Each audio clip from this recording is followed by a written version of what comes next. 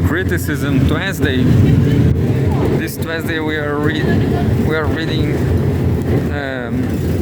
Cgtn right till the end. First news from the 5 highlights.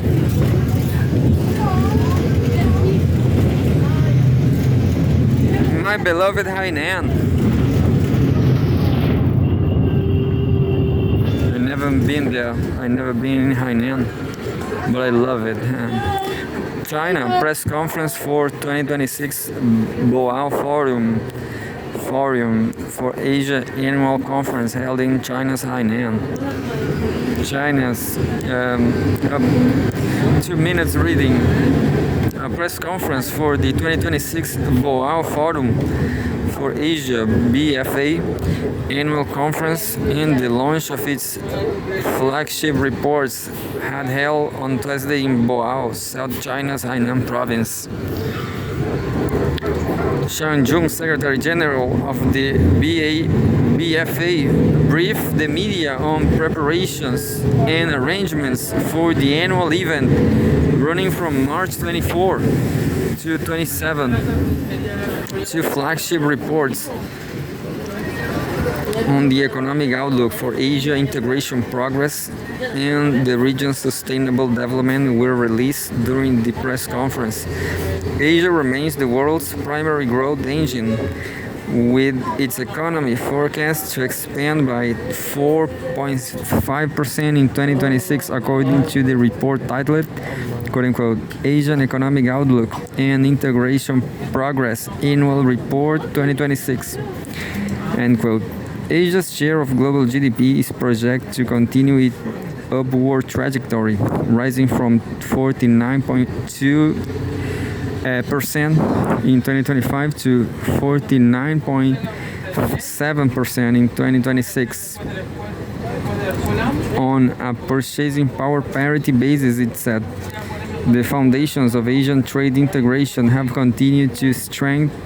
The report noted, citing data, that intra-regional trade dependence edged up from 56.3% in 2023 to 57.2% in 2024, as major economies across the region increasingly orient their trade ties toward one another. It said, quote, China and Asia continue to stand out as the region's twin anchors of stability, end quote. The report pointed out, digital transformation has emerged as a new engine for sustainable development in Asia, according to the other report titled quote-unquote Sustainable Development Asia and the World Annual Report 2026 Sustainable Development in Asia Amid Global Transformation end quote.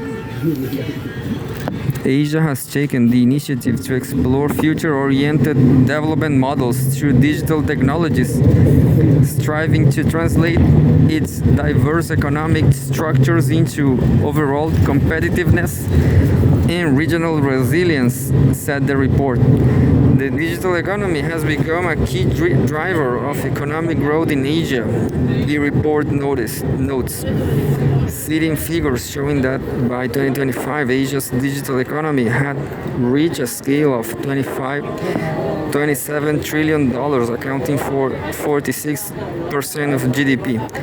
Specifically, artificial intelligence (AI) has become a vital driver of social and economic progress across Asia. The report noted. This year's conference in Boao is themed, quote, shaping a shared future, new dynamics, new opportunities, new cooperation, end quote. According to the organizers, about 2,000 representatives from more than 60 countries and regions will attend the event, along with over 1,100 journalists from around 150 media organizations covering the conference. Cool. Hainan, my promised land. And the second says, China welcomes U.S. firms to continue growing in its market, Commerce Minister said. Medium-sized news again, and there's a picture. Chinese Minister of Commerce Wang Wentao meets with a delegation of U.S.-China Business Council member companies in Beijing, China. China welcomes companies from the United States to continue expanding their presence in the Chinese market and prosper together with China, according to the Minister of Commerce, Wang Wentao. The minister made the remarks on Monday during a meeting with a delegation of U.S.-China Business Council member companies, led by Board Chair Rajat Subramaniam and President Xin Stein. The two sides exchanged views on China-U.S. economic and trade relations, the development of U.S. companies in China, among other topics. Despite differences and frictions in bilateral economic and trade cooperation, it is crucial to respect each other's core interests and major concerns and to properly address differences through dialogue on an equal footing, Wang said. China hopes that the United States will work with China to maintain the stable, healthy, and sustainable development of bilateral economic and trade relations, he added. And there's a picture. Chinese Minister of Commerce Wang Wentao holds talks with a delegation of U.S.-China Business Council members companies in Beijing. Amid a turbulent global landscape, China's economic development provides stability and certainty, Wang said, emphasizing that the country will promote high-quality development, steadily advance high-level opening up, and continue improving its business environment. He also added that the outline of China's 15th five-year plan, 2026 to 2030, offers not only a new blueprint for the country but also fresh opportunities for global development.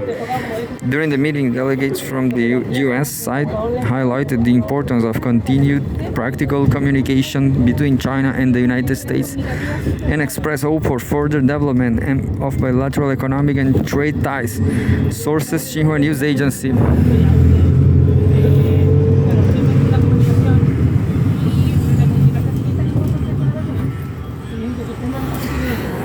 Another short news: China is talking about Cgtn's is talking about Iran. World President Iran reserves "quote unquote" inalienable and natural right to defend territory. Masoud Pezeshkian said on a photograph.